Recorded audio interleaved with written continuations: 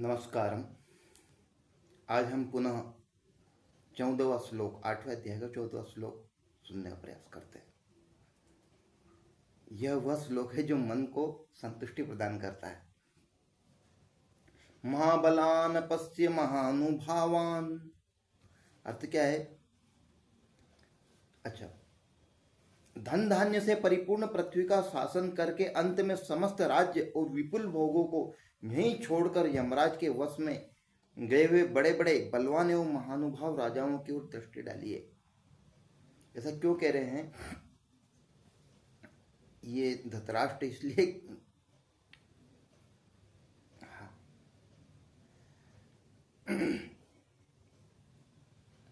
धृतराष्ट्र को विदुर जी समझा रहे हैं कि ये जो तुम ये सोच रहे हो नहीं कि ये पृथ्वी का जो राज्य है ये मेरे बाद मेरे पुत्र भोगेंगे, उसके बाद उनके पुत्र भोगेंगे और पीढ़ी दर पीढ़ी ये संरक्षित रहेगा, ऐसा नहीं है। यदि तुम्हारे मन में इस प्रकार का है कि धर्म को एक तरफ तिलांजलि दे करके, ईमानदारी को एक तरफ तिलांजलि दे करके, सत्य को न मान करके और ये पाप सहित जो ये कार्य कर रहे हो, तो उसके पूर्व तुम्हें ये सोचना चाहिए कि मेरे पूर्व भी बहुत सारे राजा महाराजा आए हैं और मर के चले गए हैं।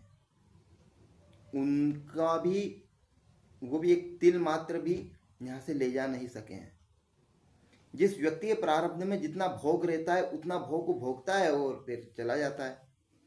तो ये विदुर जी कह रहे हैं कि भाई, क्योंकि उनके भाई थे वो, इसलिए कहते हैं भाई, ये जो अधर्म तुम कर रहे हो, जो अन्याय कर रहे हो, जो पांडवों का राज्य नहीं दे रहे हो, ये जो छोटे से भूमि के टुकड़े के लिए तुम आपस में लड़ झगड़ कर रहे हो, इसके पूर्व तुम ये सोच लो कि तुम्हारे जैसे कितने राजा आए और आकर के मर गए हैं।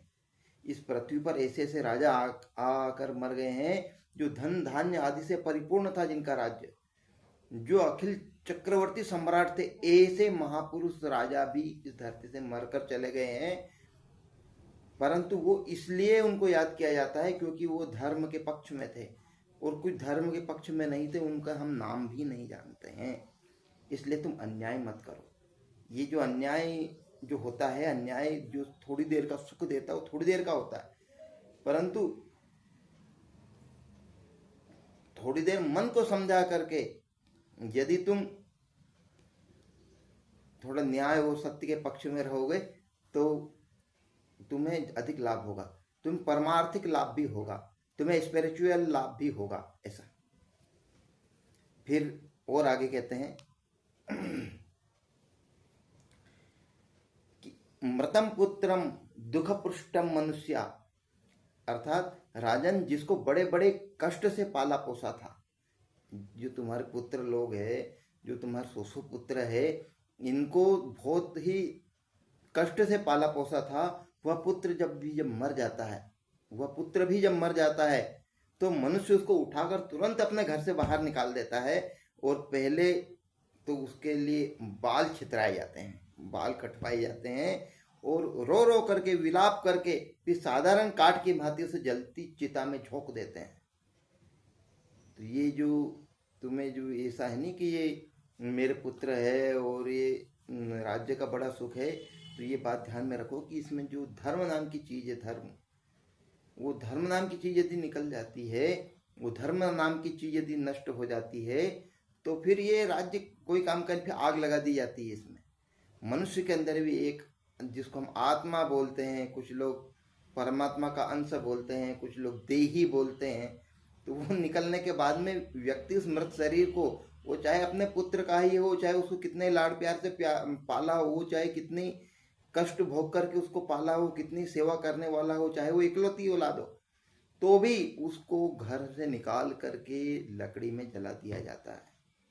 तो इसी प्रकार से धर्म से रहित व्यक्ति का, मनुष्य अथवा धर्म रहित मनुष्य, जिसके अंदर धर्म नहीं है, जिसके अंदर ईमानदारी नहीं है, वो मरा हुआ है।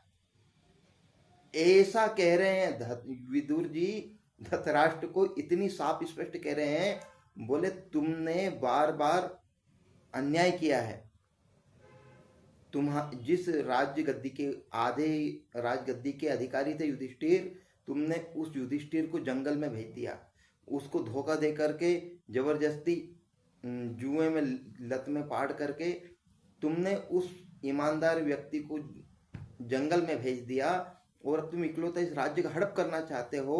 तो कह रहे बोले हड़प करना छोड़ दो, ये तुम्हारे पुत्र है जिनको तुमने बहुत स्नेह से पाला है, जिनके लिए तुम बेईमानी कर रहे हो, जिनके लिए तुम हर प्रकार का कष्ट सहन किया है, वो भी जब मर जाएंगे तो उनको घर पे नहीं लाएंगे, वहीं के वहीं जला देंगे।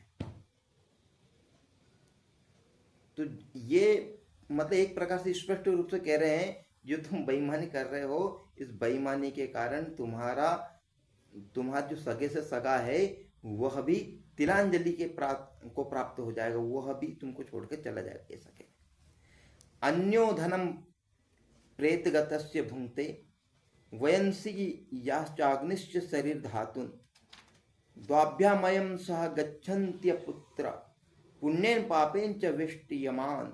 अतः मरे हुए मनुष्य का धन दूसरे लोग भोगते हैं। जब मनुष्य मर जाता है तो उसकी धन संपत्ति, उसकी जमीन, उसकी दुकान, उसके द्वारा कमाया गया हर प्रकार का धन दूसरे लोग ही भोगते हैं। उसके शरीर की भूख की ज्वाला वो धैर्य पूर्वक से है। क्या कहना चाह रहे भाई, थोड़ा संस्कृत का देखना पड़ेगा।